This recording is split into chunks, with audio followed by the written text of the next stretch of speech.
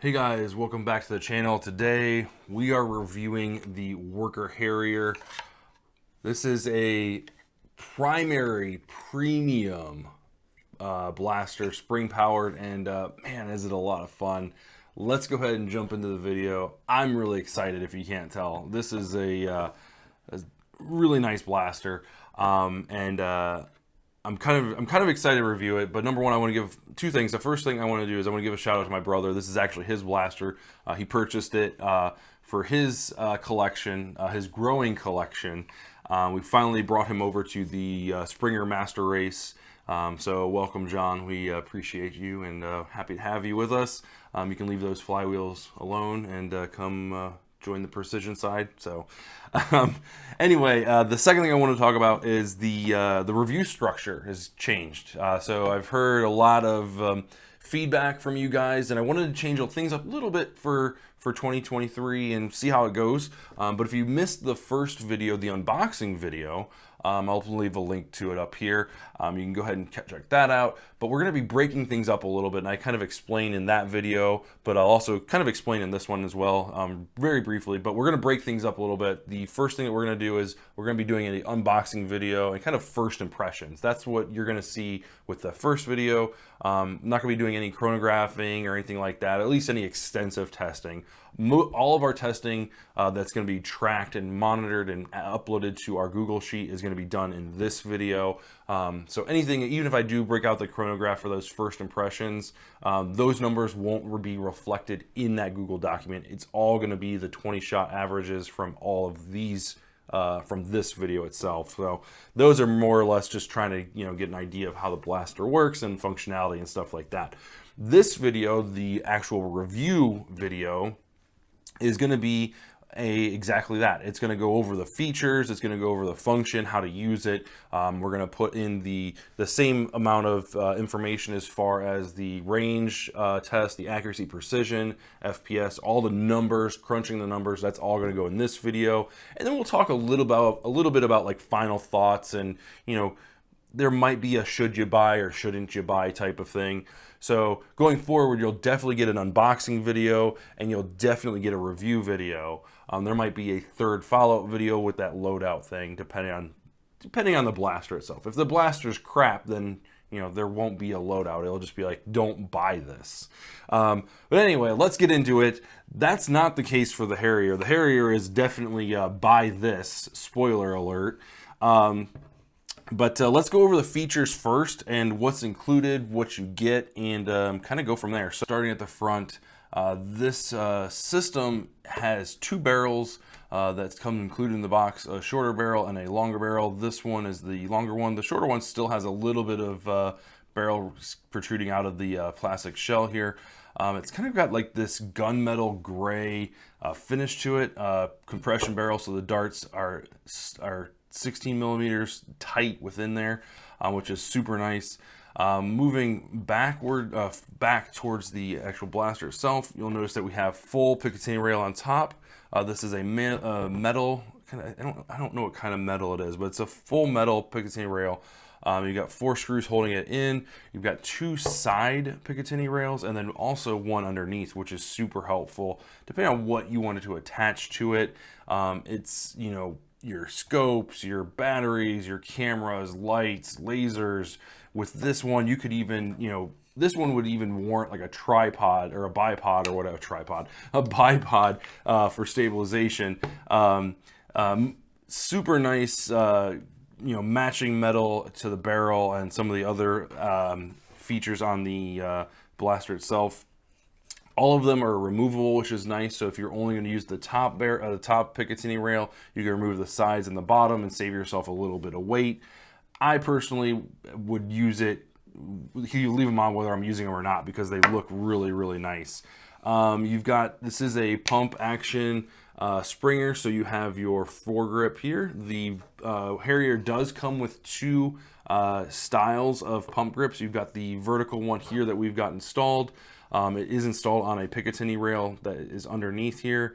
It also comes with a metal matching gray as the Picatinny barrel side prime that is ambidextrous, so you can prime it from the right side as well as the left side.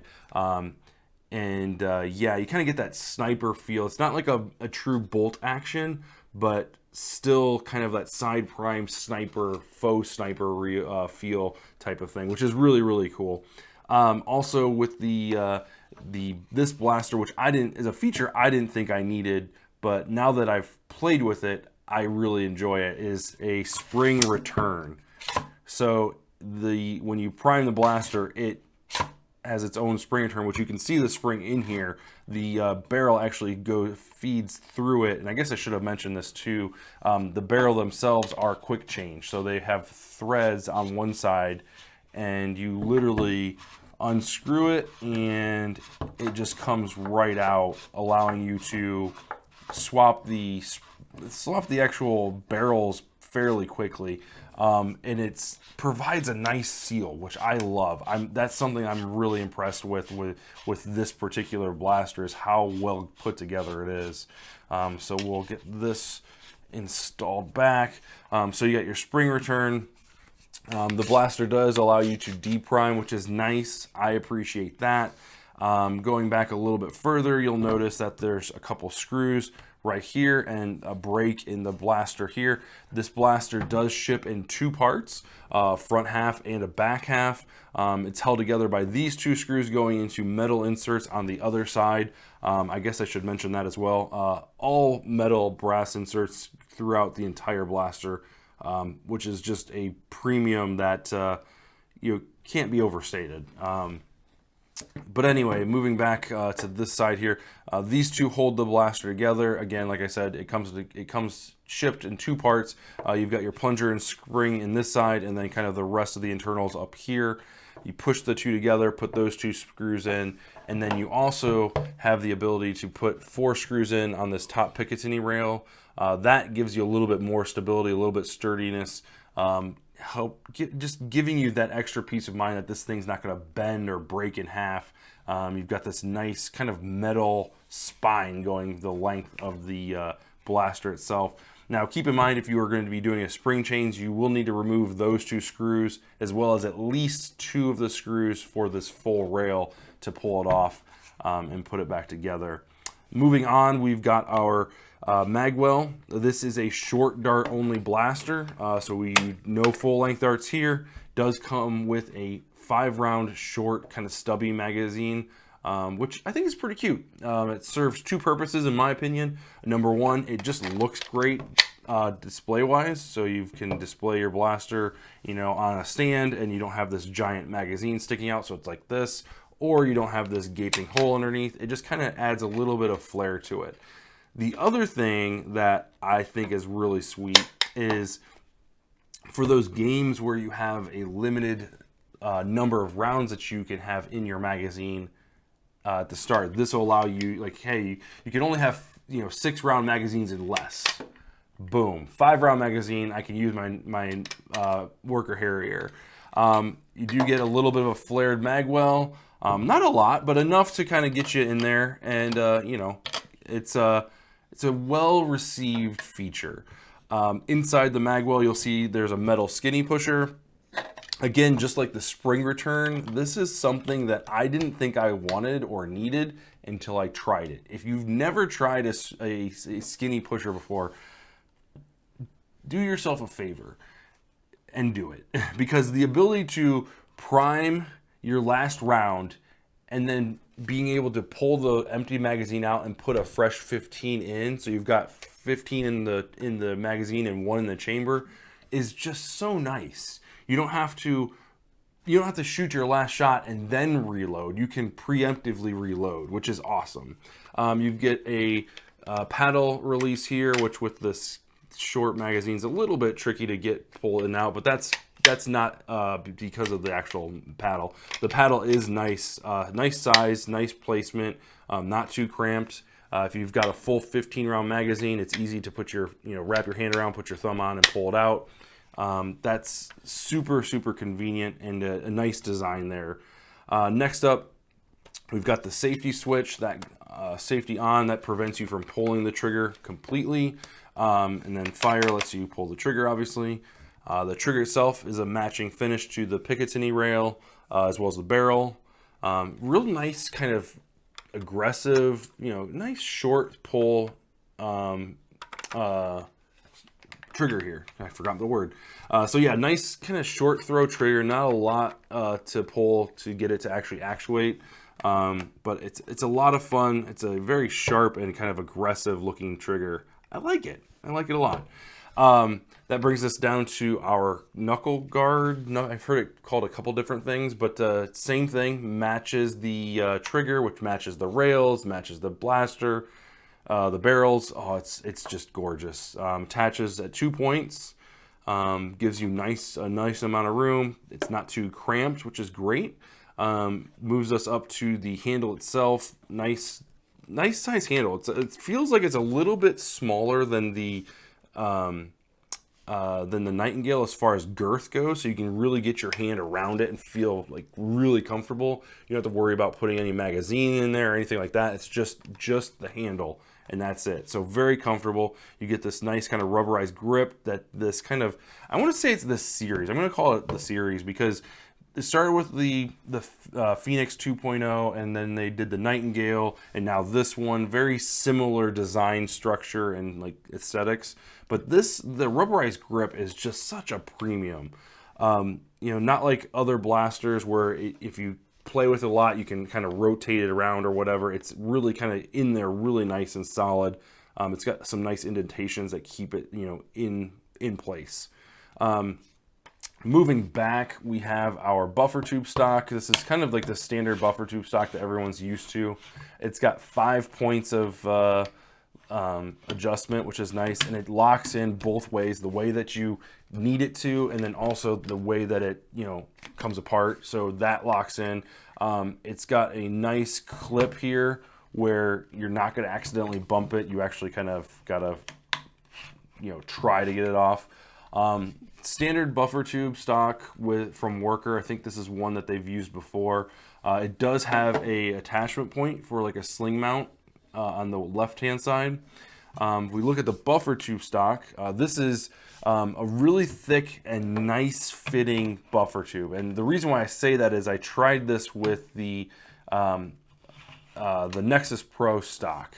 The stock fit nice and tight. However, I took this stock off and put it on the Nexus Pro. It had a little bit of wobble in it, and that tells me that this tube is slightly thicker and more refined as far as like the production goes than the Nexus Pro, and that's to be expected. I mean, you're kind of comparing like, you know, apples and oranges, so to speak, because this is slightly more expensive, slightly more premium, but nevertheless, this fits really well, and this one fit really well on the Nexus.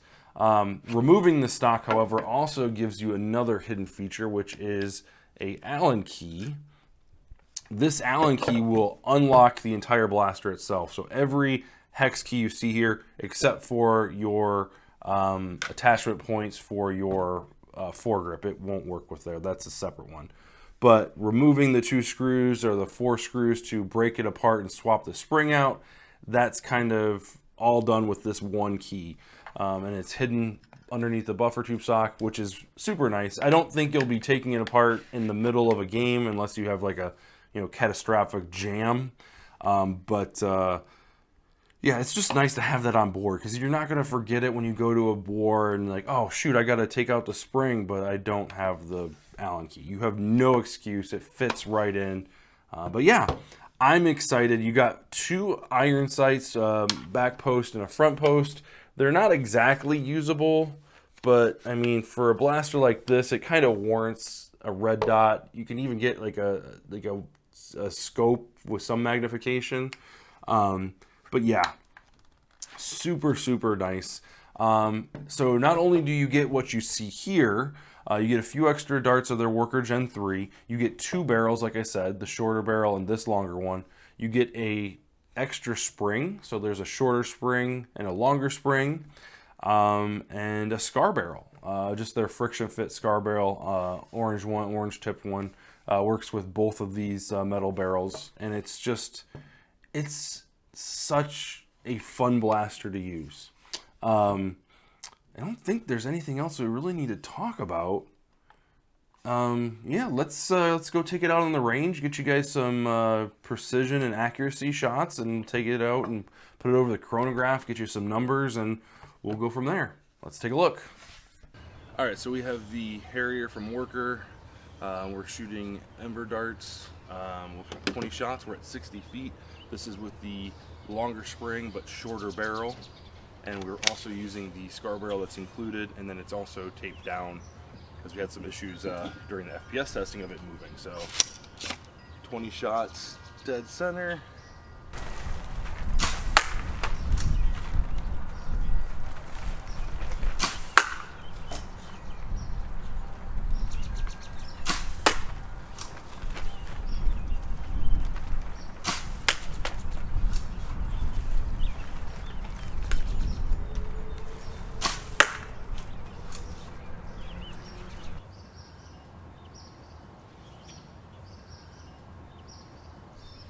Next up, we have the Dart Zone Ruby darts.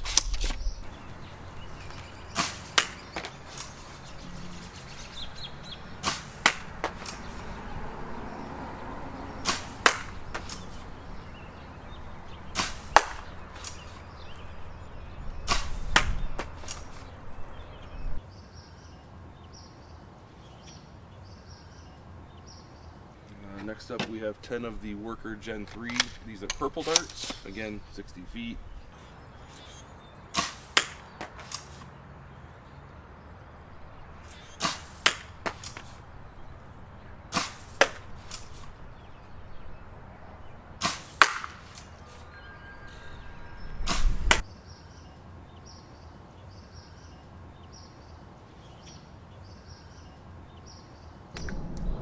Last up, we have the bamboo darts from Dart Zone. These are bamboo 2s.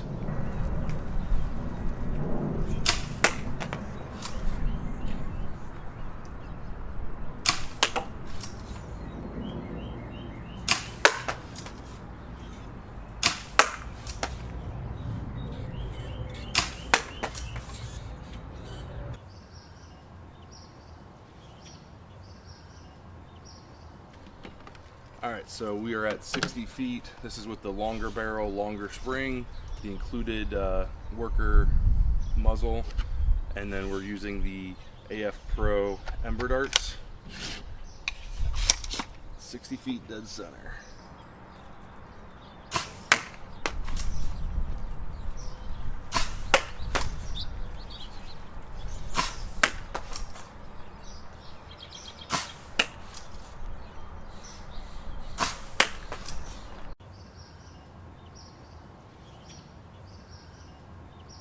Alright, next up we have the Dart Zone Ruby darts.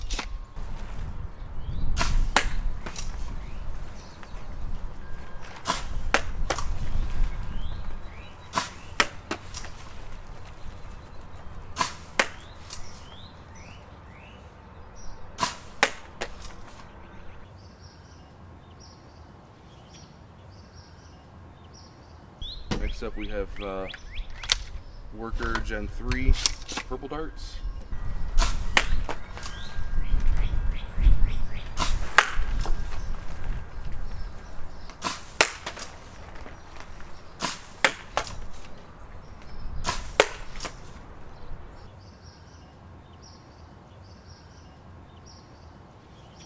And then last up we have 20 of our bamboo darts. These are bamboo 2s from the Dart Zone.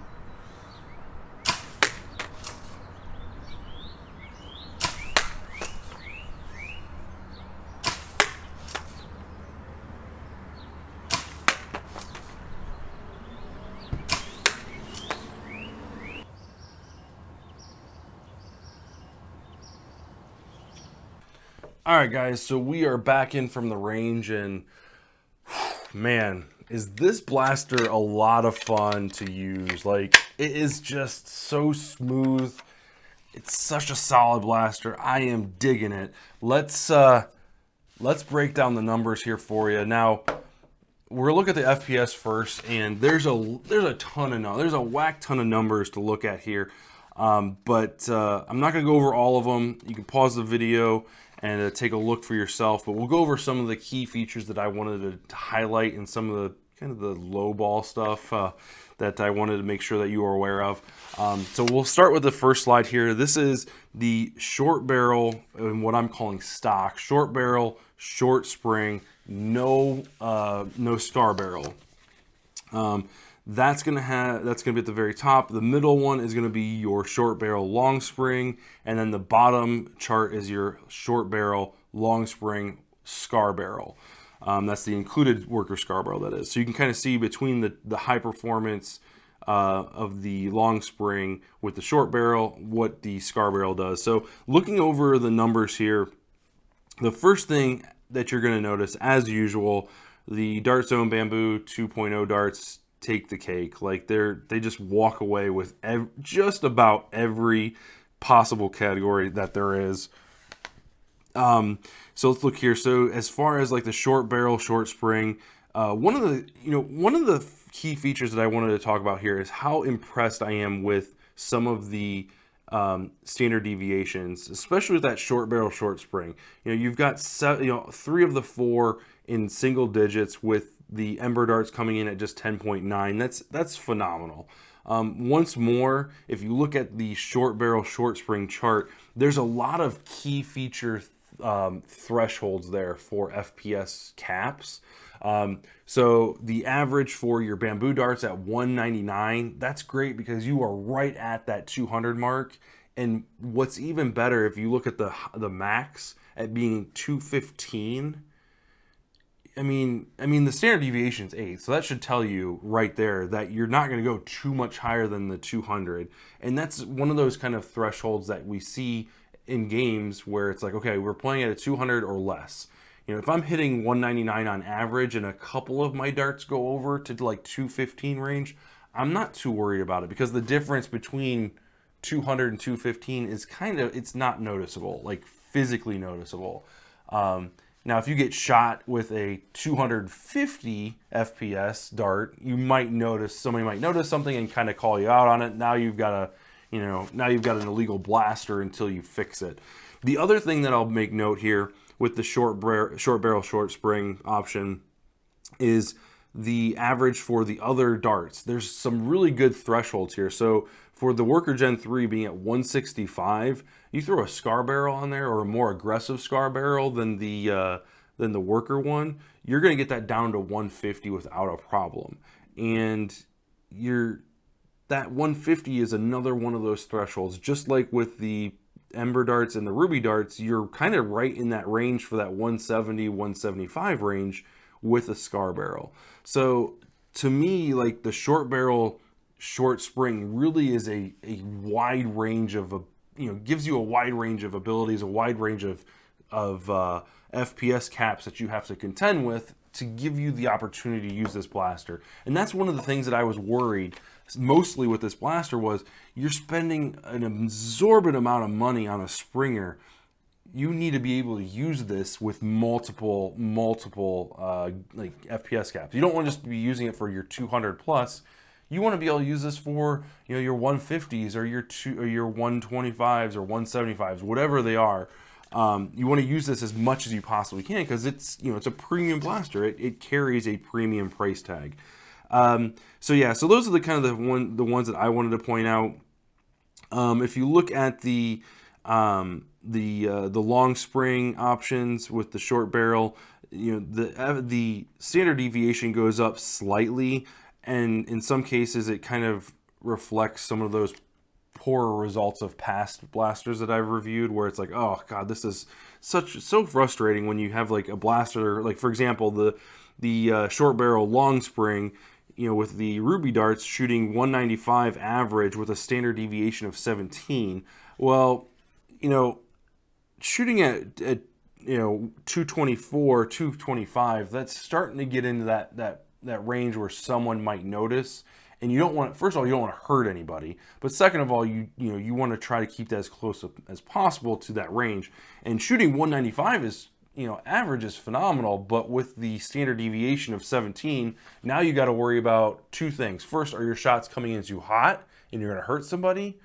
Or are they coming in too low and now they're not hitting your target because you're not getting enough feet per second. So yeah, so that's the short barrel long spring short. Well, I guess that's the short barrel slide. Let's move on over to the long barrel slide and take a look at our results.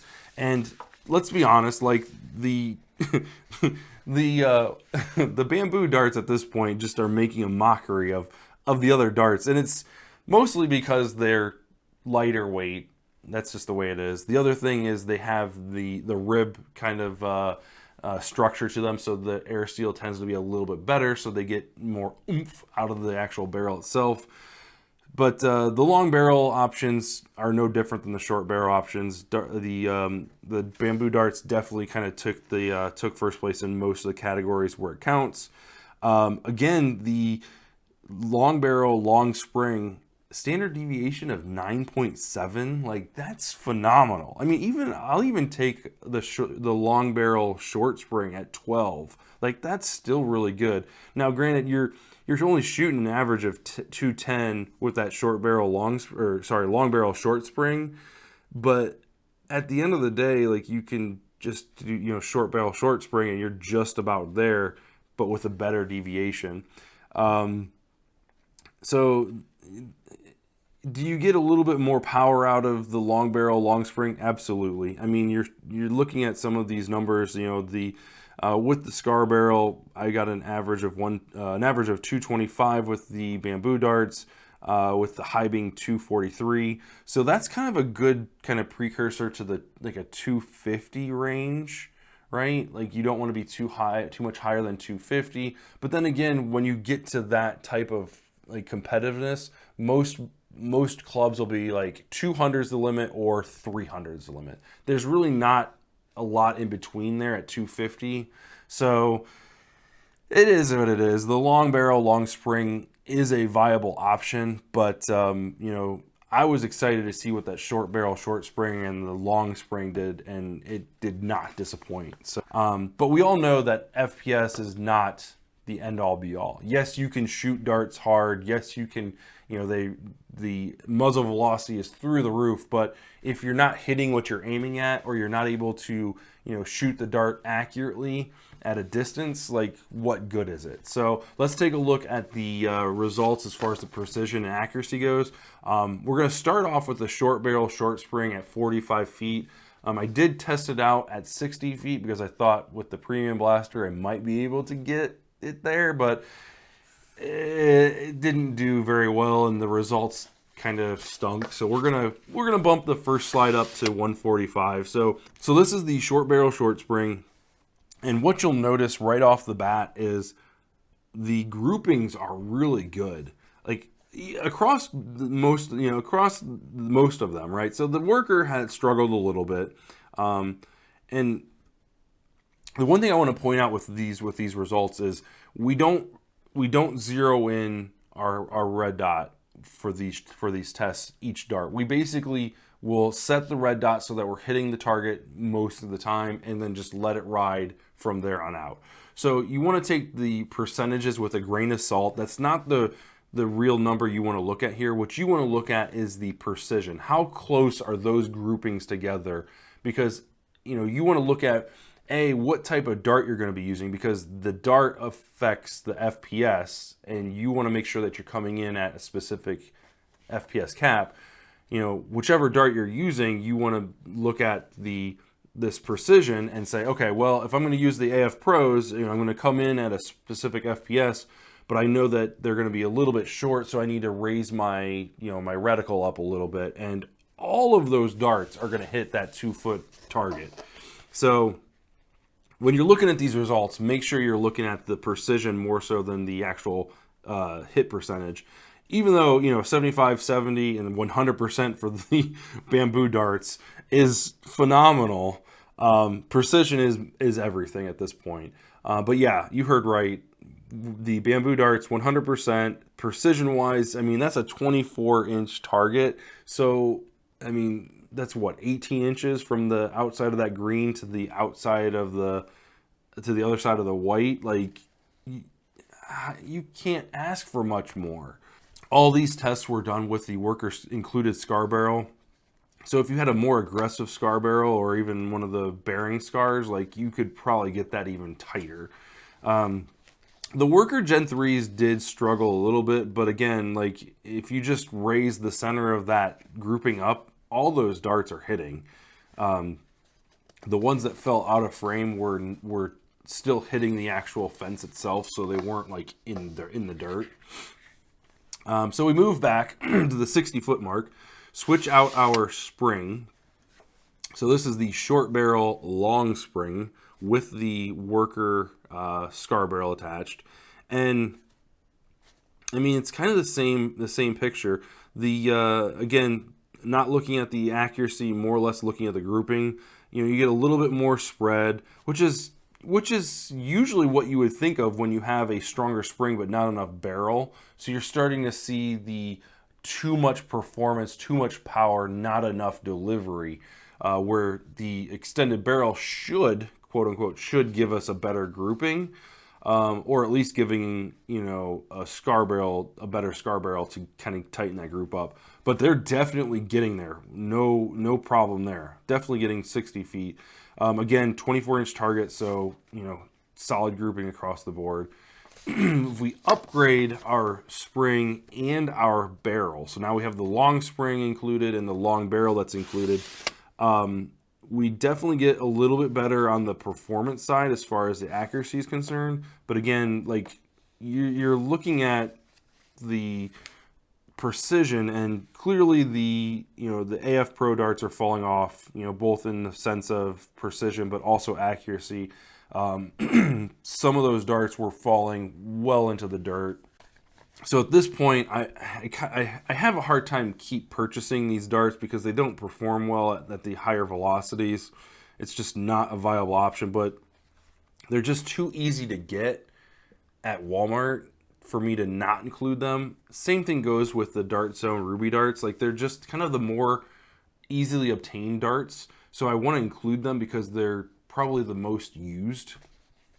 But the Dart Zone Ruby darts, they had a really good finish. I mean, there was, you had several that fell short out of frame, but the majority of the ones that hit and just those few that fell just short of the target, still within a 24-inch group. So you just raise your reticle up just a little bit or tilt your blaster just, I mean, even like 2 to 5 degrees and you're there. I know our testing guideline is, level shooting, but like, if you're looking to improve this, like just a simple tilt will get you there.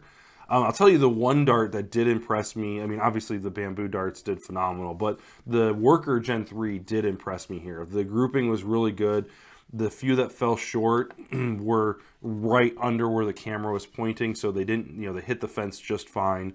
But the grouping is solid, and if you put yourself in like with an upgraded scar barrel, that's just going to tighten up. This thing, I mean, between the Worker and the bamboo darts, that's where you want to be. So let's talk about the key features that I like about this blaster. And it's really hard to put my finger on just a few, just a couple.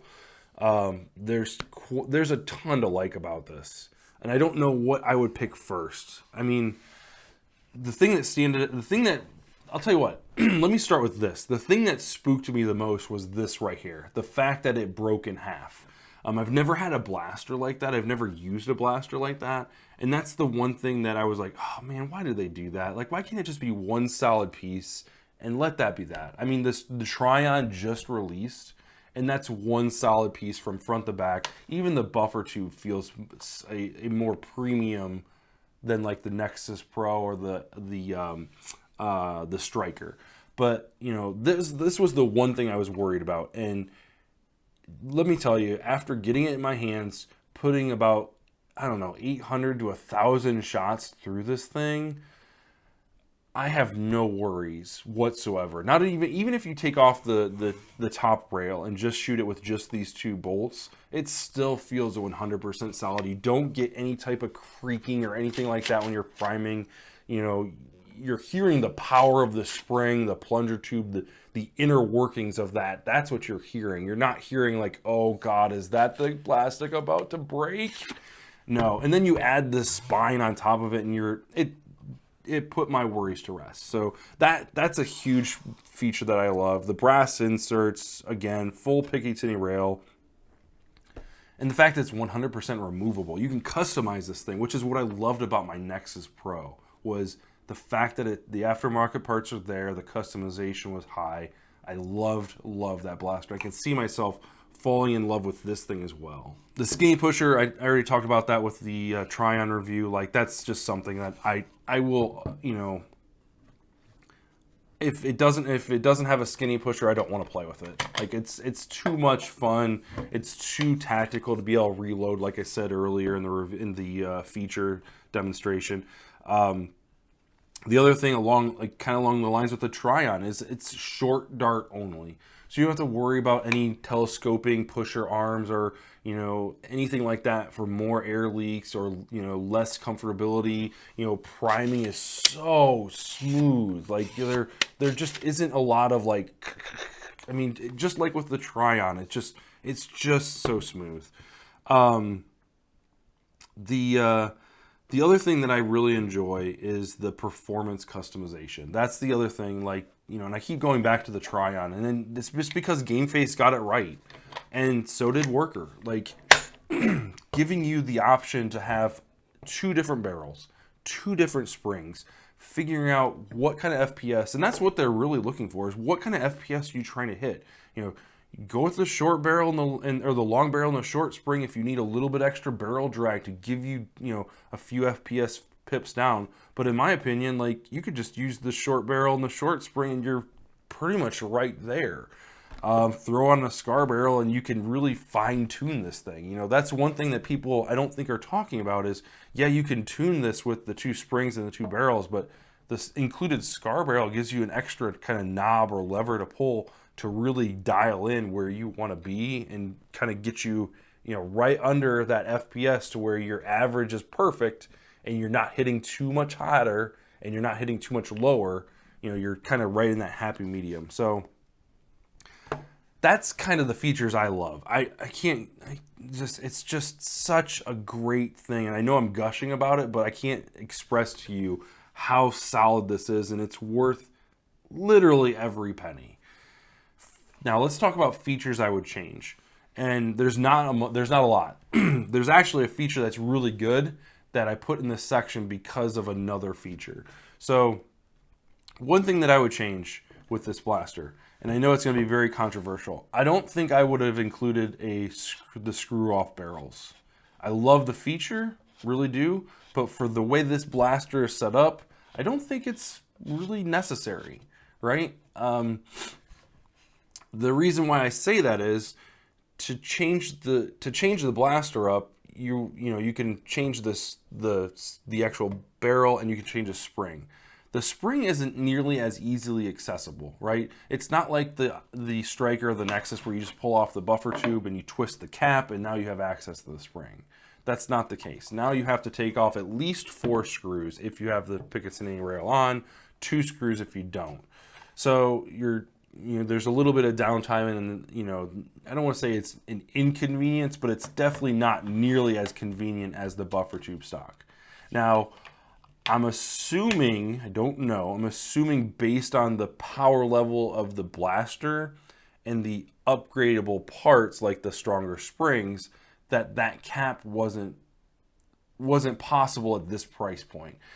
In my opinion, what would have been a premium, like, you know, throw on an extra, make it the full $200, give me a metal cap that screws on and give me access to the back of the spring.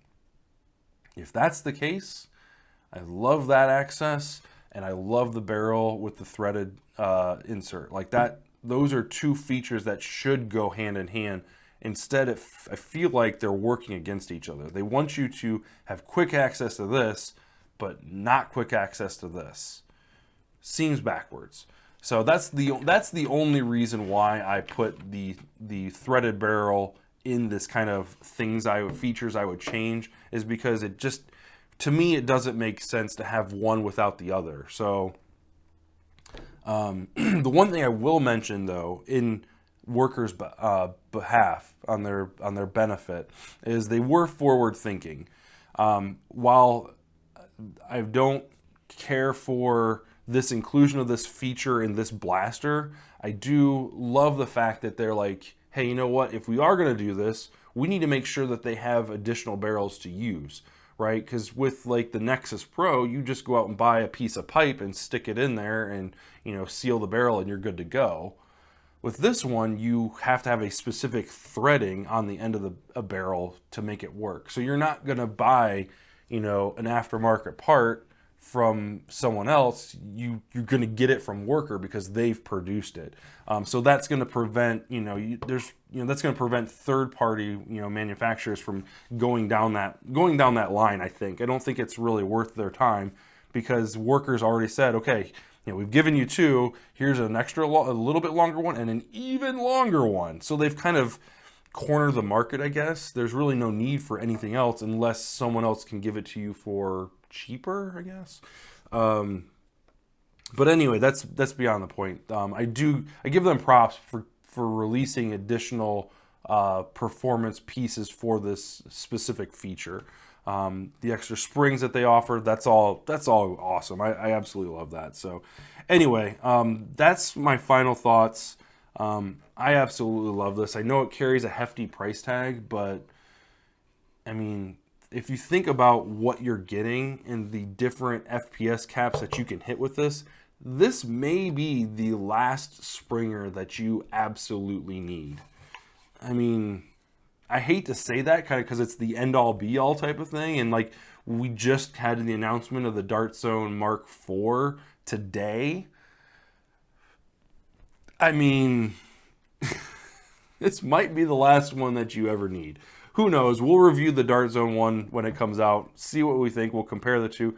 I don't think they're going to be in the same price point because my gut feeling is that that Mark IV is going to be like the 130, 140 range. If it's 180, I'll be shocked. But if it is, I mean, that's one more reason why we should compare the two and see which one comes out on top. So anyway, guys, thank you so much for watching. Hopefully this video was much shorter than the hour and 20 minutes that our videos tend to go. Anyway, leave a comment down below. Let me know what you think of the Harrier, the new review structure, whatever. We really appreciate you guys watching, commenting, liking, all that fun stuff. And we will see you guys in the next video.